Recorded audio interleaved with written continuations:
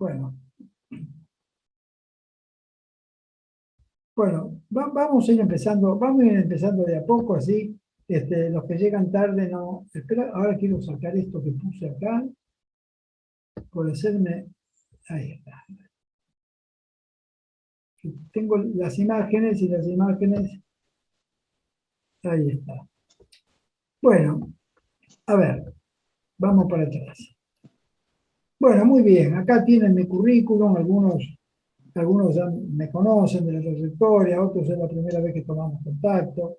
Y a veces uno dice, el currículum me parece a veces un exceso, pero de alguna manera el que asiste tiene que tener un concepto de quién es el orador, de dónde proviene, cuál es su formación. Así que por eso se los traje. En esta presentación no tengo conflicto de interés, realmente actúo como médico nutricionista y con el único interés en mejorar la calidad de atención que le podemos dar a nuestros pacientes con este tema.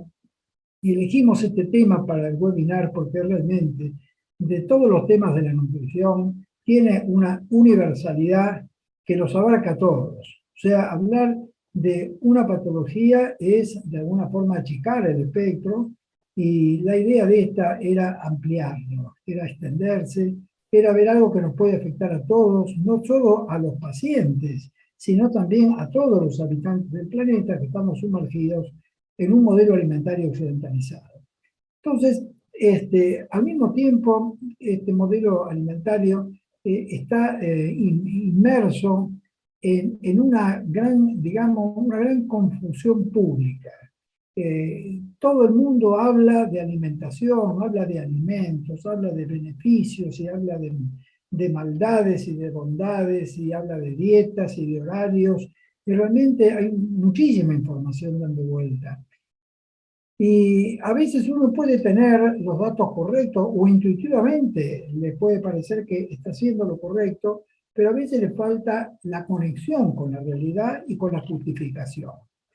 Y esto es un poco lo que yo les quería traer hoy, porque en cualquier buena revista de nutrición están las directivas fundamentales para tener una buena alimentación. Pero a veces eso es confuso y a veces no se sabe de dónde proviene y cuáles son los cambios que hay que hacer. Entonces, yo quería traerles esto para darle un poco de seguridad y de certezas, pero indudablemente esta presentación va a ser incompleta. Así que ustedes me van a disculpar porque algunas cosas van a quedar truncas, pero en las preguntas las podemos aclarar porque no es la intención tampoco ir a lo profundo, sino tener una visión panorámica con algunas profundizaciones locales. Bueno, nosotros estamos hablando de transición nutricional y yo le quiero mostrar una transición transversal, no longitudinal. ¿Qué sería una transición transversal? Son modelos alimentarios coincidentes en el tiempo. Entonces, acá tenemos, por ejemplo, este modelo alimentario, que es un modelo alimentario ancestral, podríamos decir, de los monjes tibetanos, donde acá vemos cuál es lo más frecuente de su alimentación, y acá podemos divisar entonces que es una alimentación prácticamente vegetariana, con pocos componentes animales. Acá tenemos otro modelo alimentario, tal vez un poco más próximo en el tiempo. Esta es una población de Ecuador y acá vemos frutas y verduras típicos, clásicos de esa cultura. Y vemos algunas bolsas que obviamente, seguramente tienen algún cereal, quinoa, porotos, algo que es típico de la región. Para estas culturas, para estas civilizaciones, ese es el modelo alimentario tradicional, propio y natural, y es el de ellos. Por eso todos están muy felices, fíjense la cara de contentos que tienen frente a su alimentación. Y acá tenemos otros que también parecen felices frente a su alimentación, pero esta oferta alimentaria que tenemos acá, por sí sola, ya nos dice que no se parece en nada a la de las otras, ¿no? Este es un modelo alimentario occidentalizado. Pero los tres son coincidentes en el tiempo porque en cada uno de los lugares donde ellos viven es más abundante es el tipo de alimentación de cada uno de los que hemos mostrado. Ahora vamos a ver una transición un poco más a lo longitudinal, no a lo ancho, sino a lo largo. Y para esto traemos el consabido ejemplo de los indios Pima, que habitan en el desierto de Maicoba, en México. Los Pima son un grupo humano que no conocían la obesidad, ni el síndrome metabólico, ni la diabetes, ni ninguno de los males que nos suelen afectar a los occidentales. Acá los vemos, hace 50 años, 60 años, cómo era el fenotipo de estos Pima, y estos Pima, un grupo de estos Pima, se trasladaron a los Estados Unidos, se trasladaron del desierto de Maicoba acá al desierto de Arizona, pero acá ya estaban en Phoenix, Arizona, en una ciudad donde ellos residieron y fueron alimentados al estilo norteamericano. Y entonces, ¿qué les pasó? Esos Pima que no conocían ni la diabetes, ni la obesidad, ni el síndrome metabólico, lo conocieron. Y acá tenemos a los Pima actuales. Esta fotografía la tomé yo en Texas, y acá tenemos los Pimas de hoy. O sea, acá se produjo una transición fenotípica. Pasamos de aquel fenotipo a caballo, delgado, esbelto y que no conocía, por lo menos técnicamente, afecciones metabólicas, y acá tenemos estos que ya al verlos ya le hacemos el diagnóstico de hígado graso, de hipertrigliceridemia y de hiperglucemia con toda seguridad. Esto es el producto de la transición nutricional, mejor dicho, de la transición alimentaria. Está mal dicho nutricional, es alimentaria. Es una transición alimentaria y esto ha sido la respuesta del genoma a esa transición alimentaria, porque el alimento es un manojo de señales metabólicas y el genoma la decodifica y se pone a funcionar en función de esos estímulos, que actúan como si fueran hormonas. Y acá tenemos el efecto de esas hormonas alimentarias. Bueno, fíjense que el traslado de México a los Estados Unidos significó que aumentara del 15 al 40% el porcentaje de calorías provenientes de grasas, porque la alimentación que le dieron los norteamericanos era excesivamente rica en grasas, y la prevalencia de obesidad de diabetes pasó del 6 al 55%.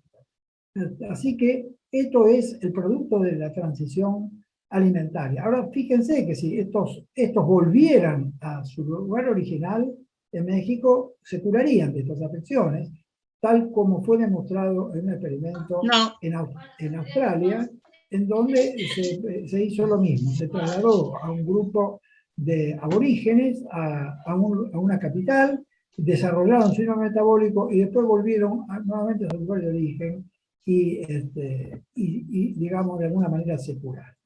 Ahora, ¿cuál es el hilo conductor que liga estos cambios? Bueno, vemos que desde el año 1700 hasta el año 2000 ha habido, por ejemplo, un aumento extraordinario en el consumo de azúcares sólidos. En el Reino Unido, por ejemplo, el consumo de azúcar sólido era solamente lo hacían los ricos, los clases muy pudientes. A medida que se fue abaratando el costo del azúcar, se fue popularizando. Fíjense que se llega a comer algo así como 50 kilos por habitante por año. 50 kilos por habitante por año es como comer una persona de pequeño tamaño, ¿no? Imagínense todo eso en azúcar. Y entonces no sorprende que tengamos algunos efectos, especialmente debido a su consumo, alto consumo de azúcar. Acompañando a esto la prevalencia de obesidad, que no solamente se debe al azúcar, pero que de alguna forma es el marco fenotípico que acompaña a este cambio alimentario. También tenemos acá el aumento de los azúcares, de los azúcares líquidos, en forma de gaseosas o en forma de jugo de fruta. Esto ha traído un extraordinario aumento de consumo, acompañado de aceites y grasas industriales agregadas, ¿no? Agregadas a la alimentación.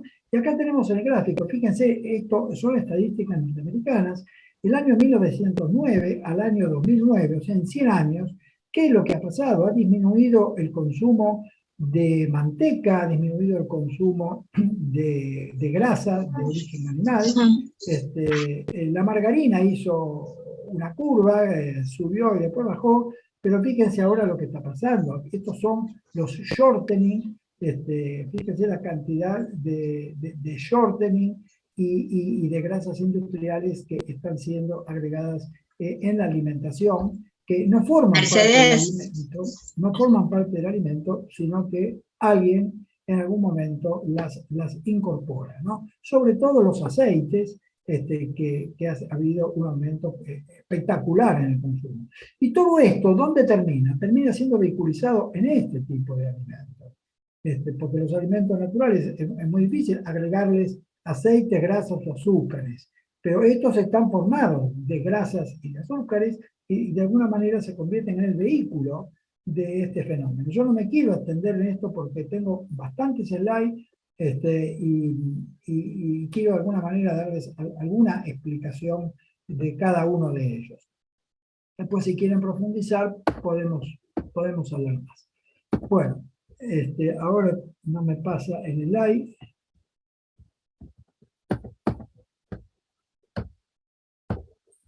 Ahí está.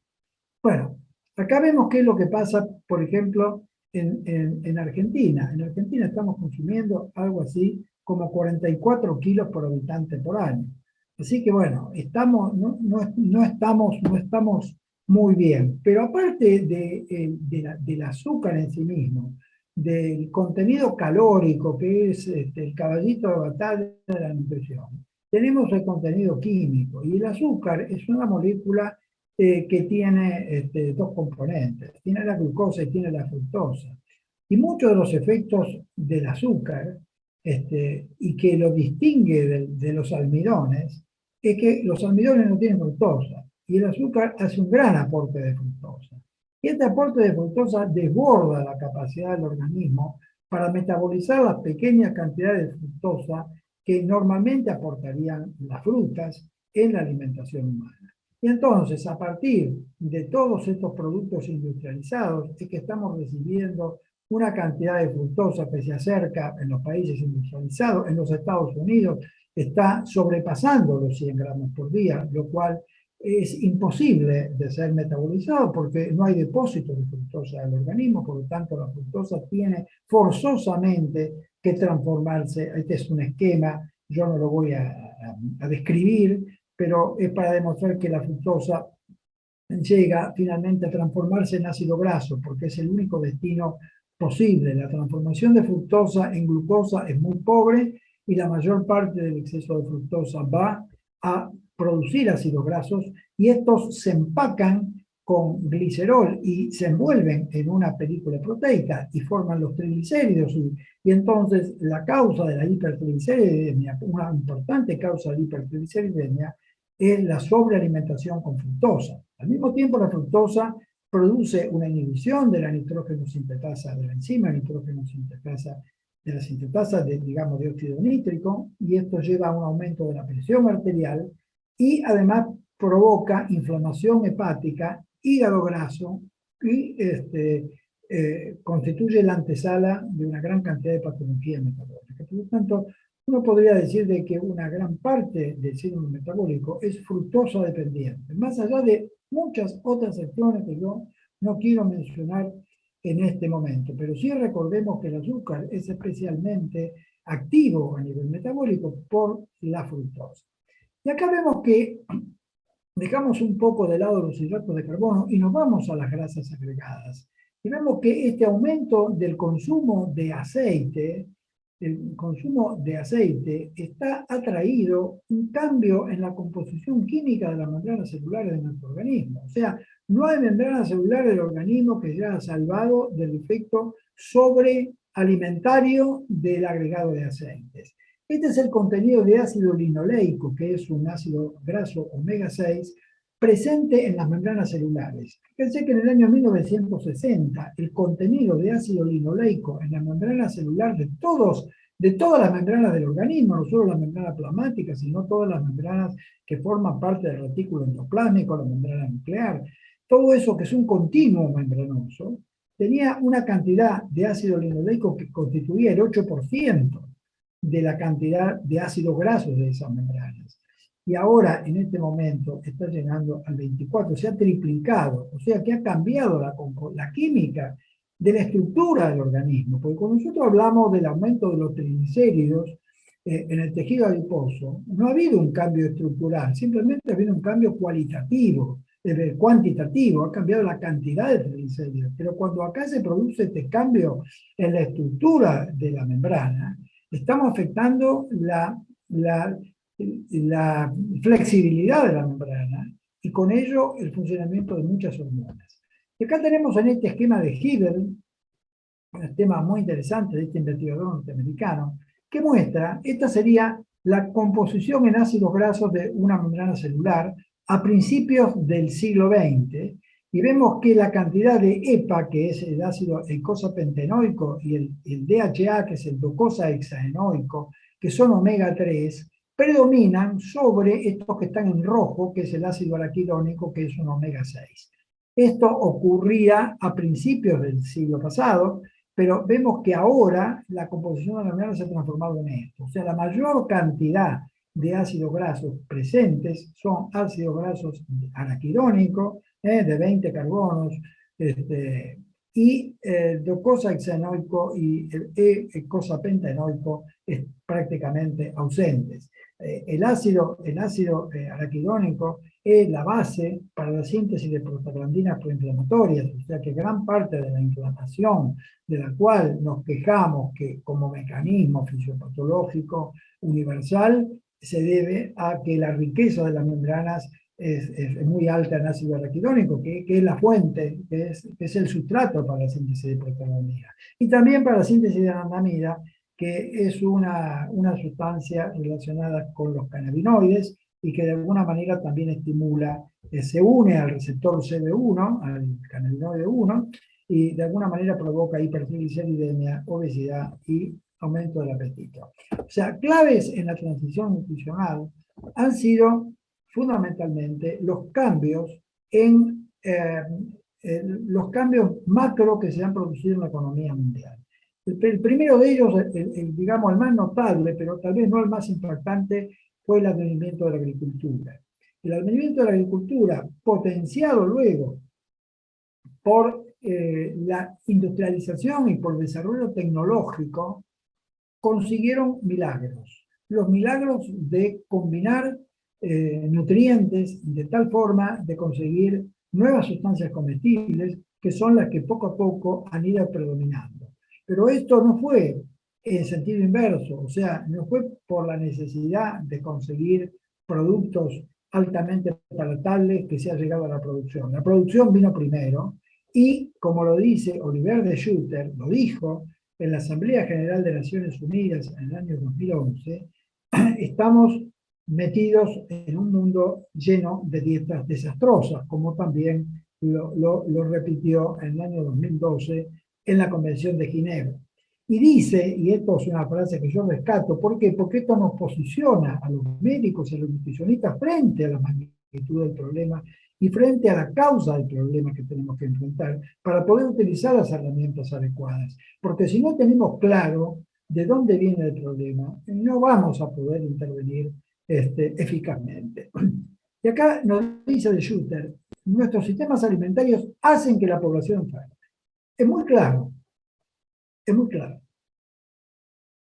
Entonces, ahí es donde tenemos que poner la visión para después empezar a entender el problema y tomar las medidas en el consultorio.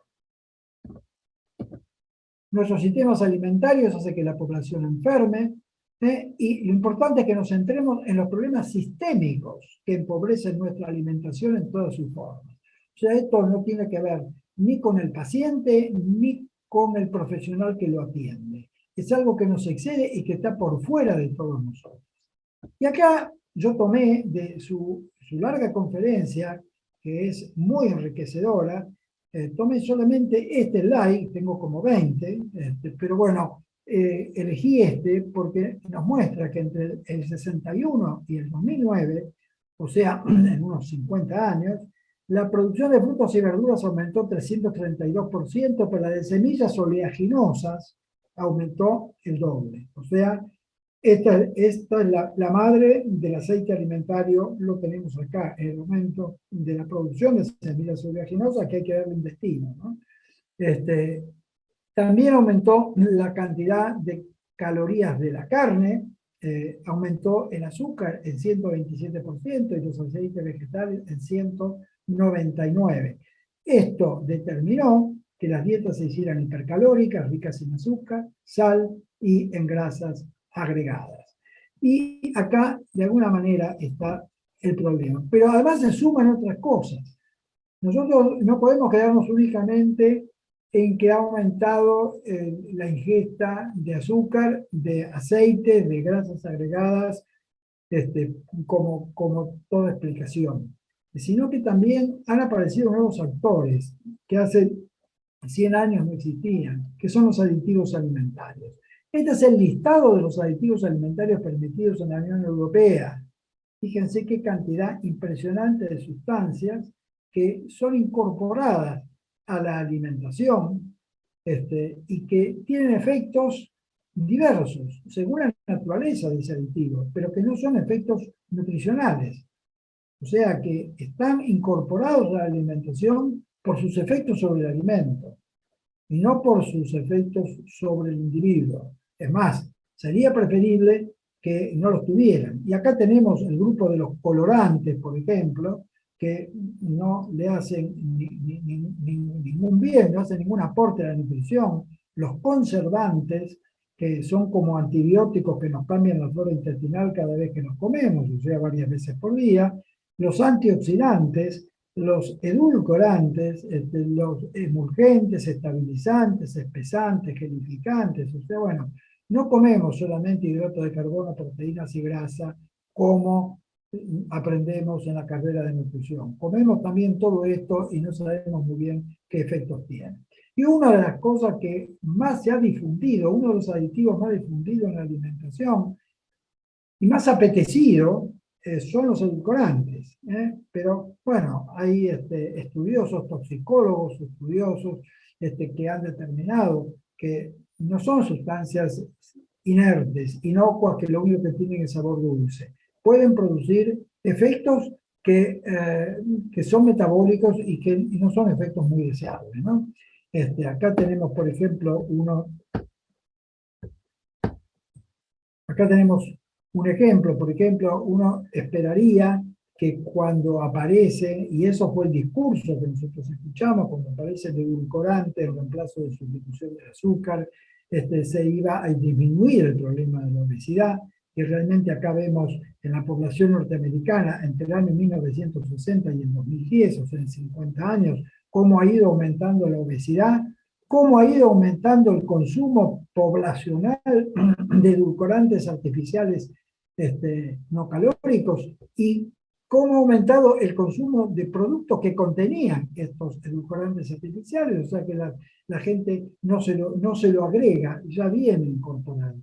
Y realmente este aumento del consumo de edulcorantes sin calorías no ha disminuido, no ha disminuido como se esperaba la prevalencia de obesidad pese al alto consumo. Es más, el alto consumo de edulcorantes no ha disminuido el consumo de azúcar, o sea que de alguna manera no lo reemplazó, sino que además se le agregó al azúcar que estaba siendo consumida el edulcorante.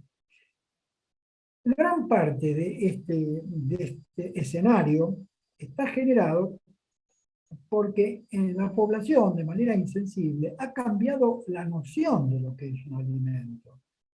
Hace 50 años, 60 años, se tenía un concepto de lo que era un alimento y de lo que era una comida muy distinta al que se tiene hoy. Seguramente estos que están acá, estos norteamericanos que están acá, piensan que esto es comida, y piensan que estos son alimentos.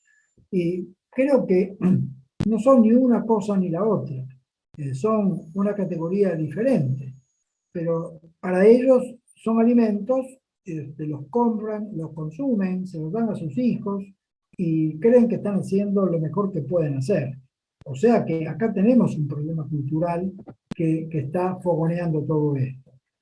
En general, la información nutricional, no solo la que recibe la población, sino la que recibimos también nosotros los profesionales, está muy contaminada con propaganda. Y la inversión en propaganda, fíjense, esta figura representa el problema, ¿no? Hay una gran propaganda acerca de consumir sustancias que, bueno, no son del todo saludables, y el que dice que estamos demasiado, que están demasiado obesos, o que hay demasiada grasa en la alimentación, que no es conveniente, tiene muy poca fuerza. O sea, es muy poco lo que se invierte en la propaganda saludable y mucho lo que se invierte en la otra. O sea, se produce un desequilibrio. Y además que la propaganda que se está utilizando es una propaganda con la cual el individuo tiene muy poca defensa, porque es este tipo de propaganda, que es decirlo todo sin decir una palabra, ¿no? O sea, ir directamente al inconsciente, va a ir pasear los mecanismos de defensa que uno puede tener frente al diagnóstico de que esto que me están diciendo es una propaganda, y realmente recibe una influencia que no la puede controlar, ¿no? Que le hace un efecto profundo, de origen indeterminado, y que es muy difícil de controlar para el paciente. Acá tenemos, por ejemplo, esta es una propaganda que, bueno, realmente está muy bien hecha, es una propaganda explícita, pero realmente es muy tentadora. Y entonces cuando uno tiene esta gran contaminación de propaganda, y además una llegada franca y fácil con estos productos a los consumidores, pasa lo que pasa. Este es un barco factoría, este es un barco supermercado que navega a las aguas del Amazonas y que va llegando a los puertos de las poblaciones aborígenes que no habían tomado contacto nunca con este tipo de alimento que Monteiro y su grupo ha llamado ultraprocesados. O sea, los aborígenes del Amazonas, que estaban alejados de la civilización y por lo tanto de este tipo de contaminación, realmente van directamente, compran en el supermercado viajero, se proveen de esto y el barco sigue su viaje por el Amazonas. O sea, se ha facilitado enormemente el consumo de ciertos productos, y además esto se ha unido también a una propaganda que de alguna manera tiene algún contorno de irrealidad, ¿no? Esta publicación que aparece en el diario de mayor tirada en la República Argentina, en Vida Sana, en la sección Vida Sana, nos promete que Arcor, el fabricante de estas golosinas, va a controlar las calorías para darnos una porción justa, y le pone acá tu porción justa, y esto está determinado por la fábrica. O sea, para el concepto de la fábrica, eso es una porción justa, y así se lo hace conocer a la población y también a los profesionales. Realmente es un tema donde deberíamos trabajar. Yo de alguna manera tengo alguna cuestión para discutir en otro ámbito sobre las calorías, porque si bien las calorías son una herramienta que son útil para muchas aplicaciones y usos en medicina, y especialmente en alimentación y en nutrición, en otras cosas no aplica exactamente. Y nosotros hemos aceptado un uso de la caloría que es inadecuada y que nos ha desviado del contenido y de los efectos de lo que estamos comiendo. Porque la hipótesis calórica no puede explicar de qué manera las calorías se transforman en grasa o en ¿Tenés masa magra. No lo puede un explicar. kilo para la leche? A ver si Eso, cerramos para todo, mí, sí, un kilo por ahí. si cerramos los micrófonos, y no nos enteramos de las compras. Bueno, son transformados en grasa o en masa magra, y por otro lado es imposible comer calorías. No hay ningún libro de bioquímica que explique cómo la caloría se transforma en grasa y cómo se transforma en masa magra. O sea, esa vía no existe. Sin embargo, nosotros en nuestras explicaciones sobre el tema lo aceptamos con total naturalidad, de tal forma que esto nunca es discutido. Yo creo que es una de las pocas veces que esto está siendo presentado de esta manera, y creo que es un hermoso tema para poder discutir y para poder analizar, porque mucha de la invisibilización que hemos tenido de los contenidos alimentarios se debe a que interpretamos la alimentación en base a las calorías que tiene y no en base a las sustancias que tiene. Y acá tenemos estas paradojas, esto que yo les estoy diciendo, que está demostrando la influencia de la propaganda y la influencia de los mensajes confusos, tanto a la población como a los profesionales. Acá lo tenemos a Ansel Keys en la década del 60, cuando le decían el doctor colesterol, cuando Keys salió blandiendo el estudio de los 7 países para sostener que el colesterol alimentario y las grasas alimentarias sean las causantes de la epidemia de enfermedad coronaria. Y acá tenemos la publicación del Time, 2 publicaciones del Time, acá culpabilizando, digamos, a los alimentos de origen animal. Y hoy el Time cambia su portada y habla a favor de la manteca, como diciendo, bueno, los científicos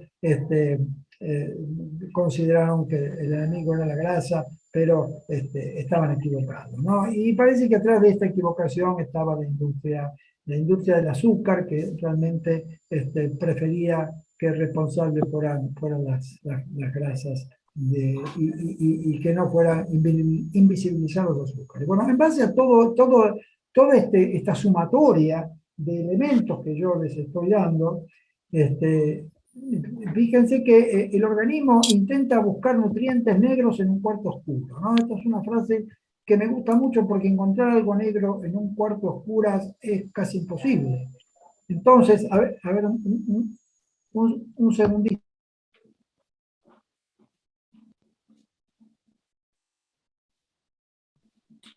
Entonces, buscando los nutrientes negros en un cuarto oscuro, el organismo busca lo que necesita, pero no lo encuentra. No lo encuentra porque acá no está. Está buscando algo en un lugar que no lo encuentra y no lo ve. Y por lo tanto, aumenta mucho el consumo. Acá aumenta mucho el consumo y vemos que el consumo de ultraprocesados está aumentando tremendamente. Estos son 13 países de América Latina. Vemos que Argentina va casi a la cabeza del consumo de ultraprocesados, junto con México, con Chile, Uruguay, que venía de abajo para arriba, pero viene subiendo empinadamente. O sea, dentro de poco vamos a estar todos al mismo nivel. Y solamente algunos países que conservan un modelo alimentario más tradicional, como puede ser Perú o como puede ser Venezuela, todavía tienen un bajo consumo de estos productos que hemos llamado ultraprocesados. Entonces, ¿qué pasa en la Argentina? ¿Qué ha pasado en estos últimos años? Bueno, en la mesa de los argentinos, en este hermoso estudio encabezado por María Elisa Zapata, Alicia Rovirosa y Esteban Carmuega, vemos que en la década del 90, fines del 90, el 19% de las calorías alimentarias provenían de este grupo llamado ultraprocesado. Y hoy es el 29%, o sea que en pocos años ha aumentado 10 puntos y prácticamente está encabezando casi la mayor parte de las calorías alimentarias que está proveyendo a la población. O sea, que los comestibles industriales más los aditivos industriales, más una gran dosis de mala información o información confusa, unido a marketing y a una fácil disponibilidad. Y que esto ha sido suministrado a una población que prácticamente está cautiva, porque realmente la población está encerrada en una atmósfera alimentaria de la cual le cuesta mucho salir, es muy costoso salir, realmente justifican que pase lo que esté pasando. Ahora, hay algunas voces que dicen, bueno, no todo el ultraprocesamiento es responsable de lo que sucede. Bueno, no todo, pero hay estudios que están demostrando que cuando se le da de comer libremente a una población, se le da una dieta ultraprocesada o una dieta sin procesar y se los deja comer ad libitum, todo lo que quieran, los que comen no procesados comen menos, comen unas 500 calorías menos por día y el peso de los que comen no procesados tiende a disminuir mientras los que comen procesados tiende a aumentar. Y sabemos que la obesidad es, digamos, el ícono, es el mascarón de prueba del problema de transición epidemiológica que estamos teniendo. Entonces, Esto se acompaña de algunos datos que son muy fuertes, como por ejemplo, a medida que aumentan las ventas de productos ultraprocesados a la población, aumenta la prevalencia de la obesidad, o sea, como que van de la mano. Esto, de alguna manera, en nuestro continente es el más vulnerado por la obesidad. No existe en ninguna otra región del mundo donde haya habido un crecimiento tan importante de la obesidad como en América Latina. Y estos son datos de la BBC muy actuales que nos dicen que 360 millones de personas en América Latina tienen peso excesivo, el 58% de la población, o sea que realmente estamos frente a un problema que nos está afectando a todos, y especialmente a la población adolescente y a la infantil. Acá vemos en estos datos, en esta línea, vemos el índice de masa corporal promedio de las niñas adolescentes de varias regiones del mundo que están acá representadas por puntos de distinto color. Lo que corresponde a América Latina es este azul que está acá, y los varones, los muchachos, están también coincidiendo en este valor que oscila alrededor de 18 de índice de masa corporal para el año 1975. En el año 2016, fíjense que los puntos azules se han dispersado, pero han subido, y podríamos decir que están por encima de 18, están casi llegando a 20, están más cerca de 20 que de 19. Esto representa un aumento del índice de masa corporal, tanto en mujeres como en varones, y cuando esto se analiza de otra manera, nos dan este resultado, que el índice de masa corporal de esta población adolescente se ha aumentado media unidad cada 10 años, lo cual es una cifra muy importante. Este es un estudio que se ha hecho a nivel mundial sobre 129 millones de niños. Bueno, no es solamente la obesidad lo único que nos puede preocupar en esta transición alimentaria. Acá tenemos unas publicaciones de OPS,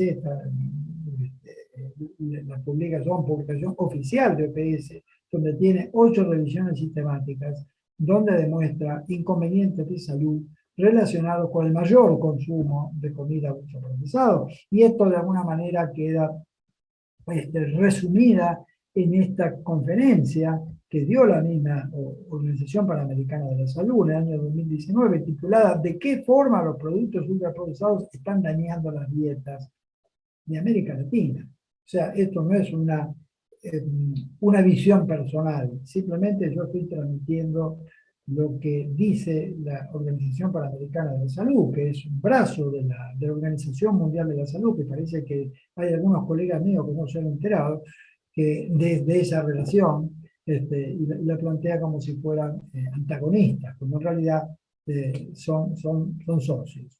Bueno, cuando uno analiza cuál es el aporte de nutrientes críticos aportados por ultraprocesados en 7 países de América Latina, ve que el 64% de las calorías son provistas por bebidas gaseosas, por bizcochos, por jugos y bebidas endulzadas, por dulces y por panes industriales. O sea que si uno suprime esto, directamente suprime casi las 2/3 partes de las calorías ingeridas. El 90% de los azúcares viene de las bebidas gaseosas, de los jugos y bebidas endulzadas, de los dulces, de las galletas, de las tortas, pasteles y postres. El 72% de la grasa total proviene de las galletas, de la margarina, grasas y aceites para untar, de las salsas y aderezos, esos que utilizamos, las mayonesas, los snacks dulces y salados y los dulces. El 69% de la grasa saturada, de las galletas, de las margarinas, de los snacks y de los postres. Y el 77% del sodio, de las salsas y aderezas, de las galletas, de los panes, de las margarinas y de los snacks. O sea que realmente si nosotros como fuéramos nutricionistas poblacionales y tuviéramos que hacer una dieta, ya sabríamos entonces cuál es el tipo de alimento crítico que está transportando a los nutrientes críticos que nos están afligiendo. Afortunadamente, hace muy poco, el año pasado, hubo un acuerdo en el Mercosur. Los 5 ministros de los países representados del Mercosur, de la República Argentina, la República Federativa de Brasil, el Paraguay, la República Oriental del Uruguay, y acá no alcanzo a ver porque me está tapando, ¿quién es el que me está faltando? Bolivia, han recomendado una política para proteger las dietas tradicionales. O sea, de alguna manera concuerdan con la opinión de la OPS y de la Organización Mundial de la Salud, y esto son opiniones, son, digamos, dictámenes oficiales. Entonces, ¿cómo podríamos hacer? O sea, ¿qué herramientas tenemos técnicamente para poder apoyar el mensaje de salud de los ministerios de salud de estos 5 países y también de la Organización Mundial de la Salud? Bueno, podríamos basarnos en el sistema NOVA, porque el sistema NOVA es la base del etiquetado frontal de advertencia. Y entonces, si nosotros empezamos a manejar el concepto de procesamiento en sustitución del concepto calórico o del concepto de 3 nutrientes, podríamos tener un efecto mayor sobre la salud, porque al enfocar el grado de procesamiento, no solo estamos enfocando a esos 3 nutrientes, sino también a la combinación anormal entre ellos, al agregado de aditivos y a los productos de neoformación que se producen en el mismo proceso de procesamiento cuando el alimento es manipulado.